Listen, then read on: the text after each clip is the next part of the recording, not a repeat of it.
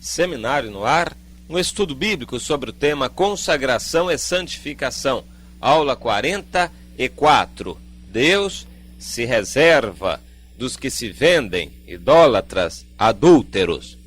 Eu quero enfatizar hoje o fato de que Deus é rigoroso com relação à santidade. Ele exige santidade porque Ele dá a santidade. Ele está apenas exigindo aquilo que Ele dá. Tão somente em troca, Ele quer consagração. É o holocausto, como nós já falamos. No passado, o holocausto tipificava a consagração a Deus. Uma consagração que Deus queria. Era o mínimo que Deus exigia para Ele dar a santidade e, em consequência da santidade, todos aqueles resultados que nós já comentamos por aqui. Uma vida limpa, alegria e retidão, amor, paz, comunhão com Deus, progresso na vida, fruto do Espírito e várias outras manifestações da santidade. Mas agora eu quero enfatizar o fato de que Deus exige a santidade. Ele exige porque Ele dá todos os meios e só não tem a santidade, só não se santifica quem não quer. Então sobre estes paira a condenação prescrita em Hebreus 12:14. Sem a santificação ninguém verá ao Senhor. Segui a paz com todos e a santificação. Sem a santificação ninguém verá ao Senhor. Se você quer, meu irmão, se encaixar nesta palavra, então é muito fácil. Continue vivendo e andando de qualquer maneira, mas saiba que você estará enquadrado nesta condenação. Não verá a Deus. Você quer isto? Para sempre, em toda a eternidade, não ver mais a Deus. Você quer isto? Então tome cuidado na sua vida, porque Deus exige a santidade. Ele é rigoroso e Ele exige aquilo que Ele dá. Nós vemos que no passado, Deus nos deu demonstrações de como Ele age, de como Ele é rigoroso com relação a este assunto. No livro de Ezequiel, no capítulo 13, e os versículos 17 a 19, nós lemos: Tu, ó filho do homem, ao profeta, põe-te contra as filhas do meu povo, que profetizam do seu coração, profetiza contra elas, servo. Filhas do povo. Deus levantava certas pessoas, inclusive mulheres, para profetizar, mas estas pessoas estavam condenadas. Então vamos ver a razão por que elas estavam condenadas por Deus. E dize: assim diz o Senhor Deus, ai das que cosem invólucros feiticeiros para todas as articulações das mãos, e fazem véus para cabeças de todo tamanho, ou seja, obra de aparência, para caçarem almas. Há pessoas que dão uma aparência de religiosidade tão grande, se vestem com roupas religiosas, essas que nós sabemos distinguir bem. Têm os seus usos e costumes muito rigorosos, são muito ascéticos. Então nós olhamos para estas pessoas e dizemos: puxa vida, mas esta pessoa é muito religiosa, é muito consagrada. Isto é o que nós dizemos. Mas vamos ver o que Deus diz: querereis matar as almas do meu povo e preservar outras para vós mesmas? Veja que Deus está denunciando o uso de dons que Deus dá para proveito próprio. Hoje em dia é talvez o que mais acontece no meio religioso.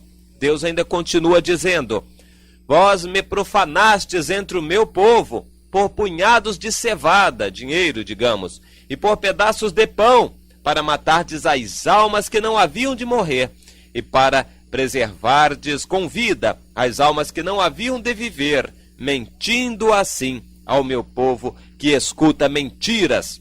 A Bíblia tem alimento para tudo, tem remédio para tudo. Não é qualquer um que pode pregar a palavra de Deus, mas aquele que tem a palavra em si. A Bíblia pode servir de fonte para negócios escusos. A Bíblia tem assuntos para saciar a todos os interesses. É muito fácil para um religioso, uma religiosa profissional, retirar textos da Bíblia para agradar a certas pessoas e retirar textos para condenar outras pessoas. Mas quando isto é feito por interesses, então veja que aqui Deus não fica alheio a tudo isto e age. Deus julga aqueles que são religiosos, mas se vendem, se prostituem espiritualmente. E você talvez consiga ver, observar pessoas profissionais, são líderes religiosos, são dirigentes de igrejas, coisas desse tipo, congregações e reuniões, que estão com interesses. E eu conheci pessoas assim, e seus atos vieram à tona, não foram mais avante. Essas pessoas, mais cedo ou mais tarde, foram encaixadas em algum tipo de condenação. Mas muitos outros ainda estão na ativa, sem serem conhecidos dos demais. Estão prostituindo-se espiritualmente, vendendo os seus serviços profissionais religiosos, o seu conhecimento de Deus, para agradar a uns que interessa a eles agradar, e para condenar a outros que não interessam a eles agradar. Essas pessoas estão torcendo a verdade e Deus se põe contra estas pessoas. Não tenha a menor dúvida, Deus defende aquilo que é dele. A obra é de Deus e Deus mesmo vai defender e condenar aqueles que nós entendemos como grandes de Deus, mas que para Deus não passam de prostituintes. Vamos agora a um outro exemplo, ainda em Ezequiel 14. Deus diz, a partir do primeiro versículo, quando aqueles homens foram consultar o profeta, Deus falou ao profeta: filho do homem, estes homens levantaram ídolos no seu coração. Acaso eles vêm consultar a mim? Eles não virão consultar a mim. Não me consultarão, porque eu não te responderei. E foi uma palavra muito dura. Isto, em nossos dias, também se cumpre. Há homens que colocam em seu coração coisas mais importantes do que Deus. Uns colocam a sua profissão, o seu cargo, porque são muito importantes ou têm um cargo muito bom, um emprego muito bom. Isto para eles é o ídolo. Pelo emprego, eles deixam domingo, deixam semanas e semanas, todos os trabalhos de atender irmãos, coisa desse tipo. O emprego é sagrado, é o ídolo deles. Outros colocam o dinheiro. Pelo dinheiro, eles fazem tudo, abandonam qualquer outra coisa, mas o seu dinheiro, os seus bens materiais, isto é sagrado. Então, este tipo de gente, aqueles que são avarentos, aqueles que são idólatras, aqueles que são soberbos, aqueles que têm no seu coração o seu eu, a vaidade como ídolo, estes homens gostam de consultar a Deus, mas eles fazem uma triagem da palavra que querem ouvir de Deus. Eles não gostam, como o rei não gostava de Micaías, daquele que fala a verdade. Ele quer aquele profeta, aquela palavra, aquela pregação que agrade a ele. E se naquela igreja não houver a palavra que agrade a ele, ele sai daquela igreja e vai para outra, procurar uma igreja que fale aquilo que ele quer ouvir. O que ele não quer é ouvir uma palavra que condene a sua atitude. Isto não. Condená-lo, ele não quer não. Mas uma palavra agradável, boa, que o elogie, esta ele quer ouvir. Este tipo de gente que tem ídolos no seu coração, alguma coisa que é mais importante do que Deus, se achega a Deus, então Deus responde: vocês vêm me consultar? Não, não e não. Eu não vou responder. E outra coisa, com vocês eu não quero nada. Vocês não praticam a santificação e vivem para vocês mesmos. Com vocês eu não quero nada. E a palavra de Deus continua, é muito dura. Lá em Isaías, no capítulo 59, versículos 1 e 2, nós lemos Deus falando: eis que a mão do Senhor não está encolhida, para que não possa salvar, nem surdo o seu ouvido para não poder ouvir, mas as vossas iniquidades fazem separação entre vós e o vosso Deus, e os vossos pecados encobrem o seu rosto de vós, para que não vos ouça. Deus quer fazer milagres, prodígios, maravilhas, transformar vidas, mostrar amor, derramar a paz. Deus quer manifestar a sua presença forte, abundantemente. Mas o que impede? O pecado. E onde está este pecado? Nos corações, escondidos.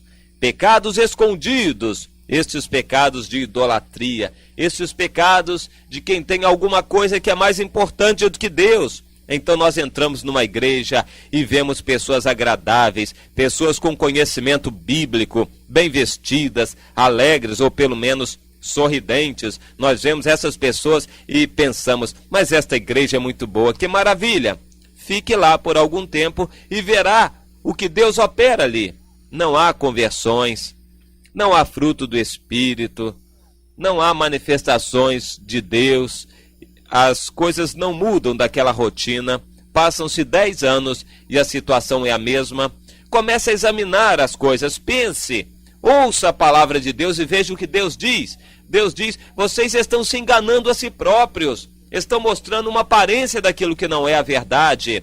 Eu não posso operar, a minha mão não está encolhida, eu quero me manifestar. Esses pecados, principalmente pecados dos líderes, pecados estão fazendo separação entre vós e mim, para eu não poder agir, nem ouvir a vós outros. É terrível, porque onde não há fruto é porque há pecado, pode saber disto, certamente. A igreja que não apresenta resultados, não apresenta frutos, não há progresso, é porque há pecado. Pode cavar, que vai descobrir pecado escondido. Deixe que o Espírito de Deus procure, perscrute os corações, e se achará muita coisa escondida. Algumas das coisas não aparecerão a nós, ainda aqui na terra. Também estas escondidas impedem a manifestação do poder e da glória de Deus. Onde Deus está, há resultados, há alegria, amor, gozo, louvor, adoração sincera, progresso, conversões, vidas transformadas, quebrantamento, há jejum, a consagração, a oração, orações sinceras, alegres, felizes, há curas, milagres, respostas de oração, há resultados vivos, patentes, porque Deus está presente. E se não há resultados, o que está acontecendo? Há ídolos, idolatria, pecados, tudo isto oculto aos nossos olhos, mas não aos olhos de Deus. E o que fazer? Tem que confessar. Se não houver confissão, conserto, não haverá manifestação de Deus. Pelo contrário, a ira e o castigo de Deus hão de vir. Nós entendemos que a palavra de Deus é muito clara. Sem a santificação, ninguém verá ao Senhor. E aqui está um exemplo de como, hoje em dia, nas igrejas, Deus não pode se manifestar e a muitos Deus não se revela. Muitos cristãos, se forem sinceros, vão poder reconhecer que não ouvem a voz de Deus. Deus não fala com eles, eles não têm nenhuma revelação de Deus. A sua vida é rotineira. Mas muitos não reconhecem isto, não são sinceros, escondem esta verdade. E se eles fossem sinceros e mostrassem a verdade, talvez tivessem oportunidade de mudar as coisas. Mas enquanto não forem sinceros, não haverá possibilidade de mudança nenhuma para eles.